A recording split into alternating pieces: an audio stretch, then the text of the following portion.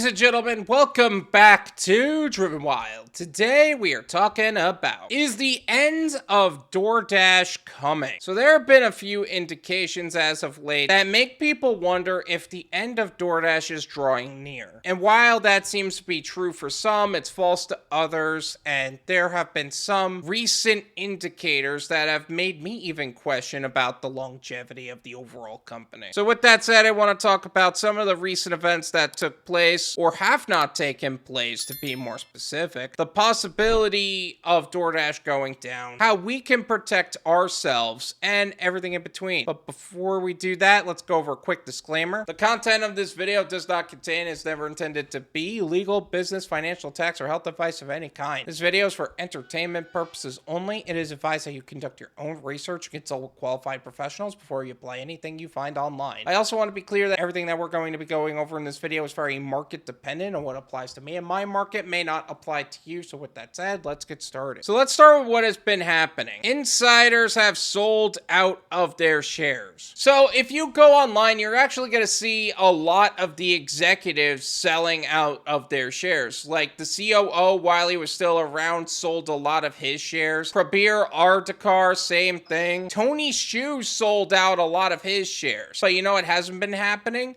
No insider buys have been taking place. What does that say about a company when their own executives can't even invest into their own business? That says a lot, and that's dangerous. The COO and president quit. So Christopher Payne, one of the larger executives of the company, ended up stepping down, and he ended up leaving the company. They made it sound like he was revered, even though he was a piece of crap that even Tinder didn't want. And the CFO, Prabir Ardekar, ended up taking his place, and they got a new CFO instead. Class action lawsuit. Apple users specifically have been being charged more on Doordash, and they were doing that to offset the cost of their Dash passes. And this isn't the only class action lawsuit that has taken place. Chick-fil-A just got sued recently for a similar concept, being on all the platforms. Any sort of restaurant or food delivery platform is getting class action sued for overcharging customers. So that's a big sign for the future of the gig economy. Drivers have been coming on slower. So there have been overall less driver signups, and the reactivation of drivers that have been deactivated for years have started taking place. Your driver Mike was deactivated from Doordash for 2.5 full years and suddenly got reactivated. And yet they're still trying to deactivate people for identity verification, which is odd. Which really goes to show that if you have a strong following, that's the only way you're going to get the right thing done by you. Their methods of manipulation are not working as well. With less new drivers, the smart drivers are going to be long-term, and people are picking up on their nonsense almost immediately, even with these so-called delivery streaks that just popped up. No-tip customers are growing. Have you ever noticed that the amount of no-tip customers are just increasing? Other apps have been getting better. UberEats and Grubhub specifically have been updating their platform as a whole. Gig apps and the government don't mix. Australia specifically has been implementing new laws that might actually triple the cost of their platform. More drivers are diversifying into other different opportunities, such as Instacart, Veho, Deliver That, among many others. There are less stories going viral. If you haven't noticed, I haven't been posting much about stories going viral on here because there are less of them. And with less stories, there's less free marketing for Doordash. Is Doordash going to go down? The thing is that they are still the best in terms of order flow. Even if the customers don't order on Doordash specifically, their white label program still grows strong, and they don't even need to market it. The companies just need to market their own websites, such as the restaurants or some retail businesses, and they just outsource it to us. This will lead to more issues for drivers later on, but that's for another video. And that's outside of the marketing they're already doing for themselves anyway. Either way, while it can still be drawing near, I think it'll still take way more than that in order for Doordash to go down. But either way, here's some ways you can protect yourself in the event that it does go down. Diversify your gig portfolio. Get onto many other platforms. Hop onto waiting lists. And make sure that you're never too financially dependent on any one platform. In fact, one of the things I could also recommend is to create your own gig using higher value skills and even start your own business. Develop an exit strategy. This is a side business or investment strategy because the gig economy is an income bridge to what would be a long-term goal, not the goal. Not for the industry itself, but for the fragility of the apps itself, the fragility of the companies themselves, and the overall stabilization in the overall working years that you have during your life. Kill bad debt. There is a big difference between good debt and bad debt, but overall, if you have bad debts, just start killing it. Credit cards, loans that aren't attached to any sort of appreciating asset, higher interest rate loans than that of inflation. The list goes on. Save and invest. Have a 6-month emergency fund. Start a 3-fund portfolio for investing. Get into real estate and rent out some properties. Open up a Roth IRA and invest into that. But overall, make sure that in the event that your account goes down, you're financially protected. Did I miss anything? Is there another perspective about the potential of DoorDash going down as a company that I have yet to cover in this video? Let me know in the comments. Let's make sure that anybody and everybody, anything and everything that they need to know, so that way they can make the most amount of money in the least amount of time in the safest possible